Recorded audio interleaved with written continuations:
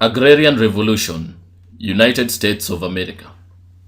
So, Mr. America, what is the deal with the revolution in North America?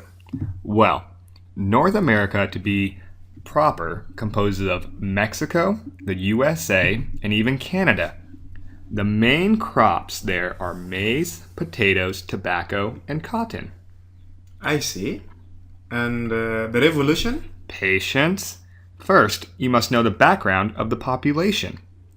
People started moving from Europe to the Americas around the 1500s and met the Native Americans, who were the first people living in America. Not Red Indians. No, that is actually an offensive term for them. The Native Americans helped the New Europe settlers learn how to grow the native crops. The revolution happened first in Europe and then came over to America. And why did it happen in America? Well, to begin, a large number of people currently living in America can trace their ancestry back to Europe. This was because a huge number of immigrants went to the Americas after the loss of peasant land. With all this open and suitable land and a huge workforce from both the slave trade and the immigrants coming in, this allowed a vast amount of different crops to be grown at a large scale. Not to mention it helped that these peasants had both knowledge of the new farming and old farming techniques, which included fertilizer.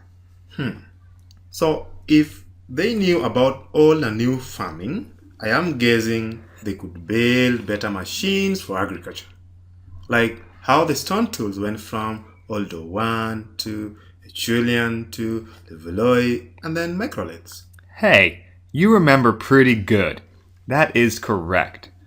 John Deere invented a steel plow that was much better than the iron plow in the UK.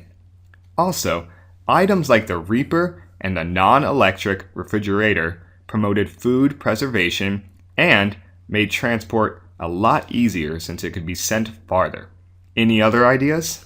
Well, since you always talk about history and government, I am going to guess the government policies had something to do with helping agricultural arena.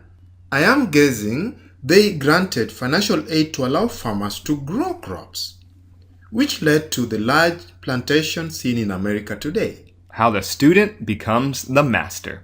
Yes, the United States government helped pass acts such as the Homestead Act of 1862. This granted people outright land ownership. They also made tariffs on imported produce to allow local products to compete. The large farms thrived, unfortunately due to the slave labor and eventually the improved machines. Alright, I am bored of guessing. We got the items we needed from the market. Let's get back on the road home. Ah, yes, the roads.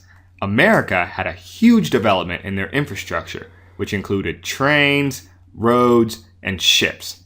This, combined with the improved machinery, allowed the agriculture goods to go far and wide. Now, can we go? I am sure you are hungry. One last thing. This infrastructure building was also an effect of the revolution.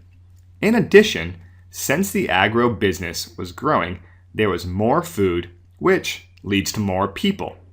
Not only in the United States, but also Europe and Asia, where the goods were being shipped.